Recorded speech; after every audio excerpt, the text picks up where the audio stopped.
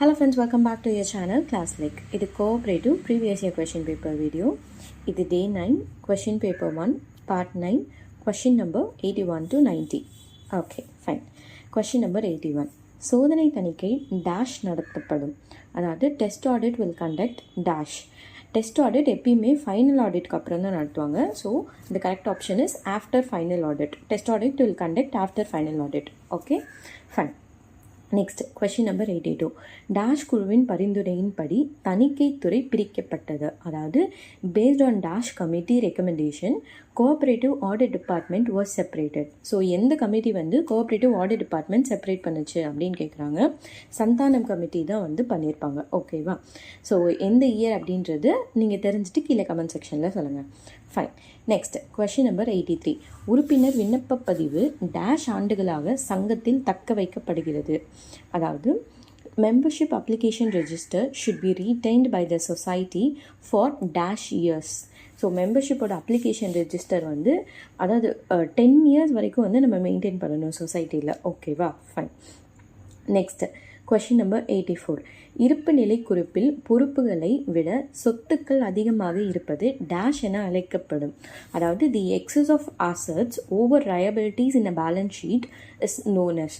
அதாவது பேலன்ஸ் ஷீட்ஸில் அசட்ஸை விட அதாவது லயபிலிட்டிஸை விட அசட்ஸ் ஜாஸ்தியாக இருந்துச்சு அப்படின்னா அதுக்கு பேர் நம்ம புக் ப்ராஃபிட் அப்படின்னு சொல்லுவோம்.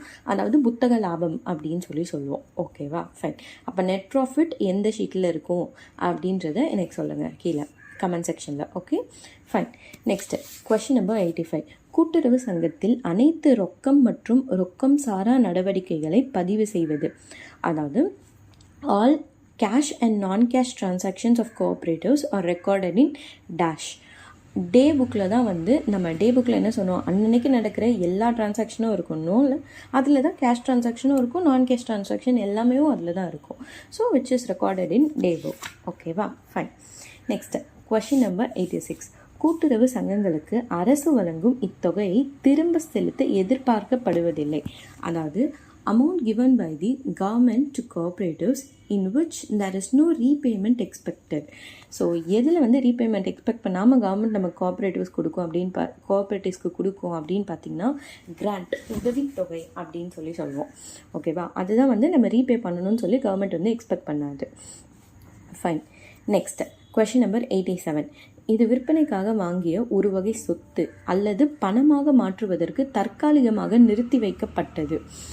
This is a type of assets which is acquired for sales or held temporarily for subsequent conversion into money. அதாவது எந்த சொத்து நம்ம வாங்கியிருப்போம், அது விற்கிறதுக்காக தான் வாங்கியிருப்போம், அது விற்போம் அப்படின்னு சொல்லிட்டு வச்சுருப்போம். அதாவது பணமாக மாத்திர இப்போதைக்கு பணம் தேவையில்லை, பணம் தேவை வரும்போது இதை மாற்றிக்கலாம் அப்படின்னு சொல்லி வச்சுருப்போம்ல, அந்த சொத்தோட பேர் என்னன்னு கேட்குறாங்க. அதுக்கு பேர் ஃப்ளோட்டிங் அசட்ஸ், அதாவது மிதவை சொத்து அப்படின்னு சொல்லுவாங்க. Okay, fine. Next question number 88. வருமானம் மற்றும் செலவுகளை தணிக்கை செய்வது டேஷ் தணிக்கை என்று அழைக்கப்படுகிறது. அதாவது auditing the income and the expenses is called dash audit. அதுக்கு பேர் டேக்ஸ் ஆடிட் அப்படின்னு சொல்லுவாங்க, வரி தணிக்கை அப்படின்னு சொல்லுவாங்க. ஃபைன். Next question number 89. பொறுப்பு, நேர்மை மற்றும் கவனிப்பு உணர்வுடன் தன்னை நடத்தும் தணிக்கையாளர்கள் என்பது டேஷ் ஆகும். அதாவது auditor conducting himself with a sense of responsibility, honesty and care is called as. அதுக்கு பேர் ப்ரொஃபஷனல் எத்திக்ஸ் அப்படின்னுவோம், அதாவது தொழில்முறை நெறிகள் அப்படின்னு சொல்கிறது. Okay, fine. Next and last question number 90.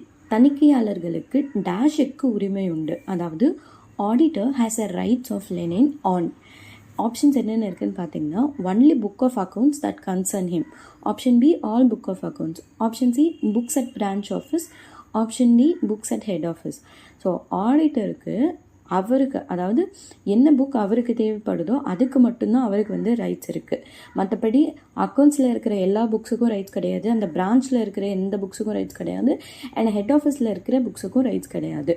Just only books of accounts that concern him. அவரை பற்றிய கணக்குகளின் புத்தகங்கள் மட்டுமே. ஓகேவா? ஃபைன். ஸோ இன்றைக்கி நம்ம 10 கொஷின்ஸ் அதுவும் ஆடிட் ரிலேட்டடாக பார்த்துருக்கோம், அதாவது அக்கௌண்ட்ஸ் கோஆப்ரேட்டிவ் அக்கௌண்ட்ஸ் ரிலேட்டடாக பார்த்துருக்கோம். ஹோப் இந்த வீடியோ உங்களுக்கு யூஸ்ஃபுல்லாக இருந்துச்சுன்னு நினைக்கிறேன். ஸோ மறக்காமல் லைக் பண்ணிவிடுங்க, அண்ட் கோஆப்ரேட்டிவ் படிக்கிற உங்களோட ஃப்ரெண்ட்ஸுக்கு இந்த வீடியோவை ஷேர் பண்ணிவிடுங்க. என்ன மறக்காமல் நம்ம சேனலை சப்ஸ்கிரைப் பண்ணிக்கோங்க. வேறு ஏதாவது டவுட்ஸ் இருந்துச்சுன்னா கீழே கமெண்ட் செக்ஷனில் கேளுங்க. தேங்க்யூ ஃபார் வாட்சிங். பாய்.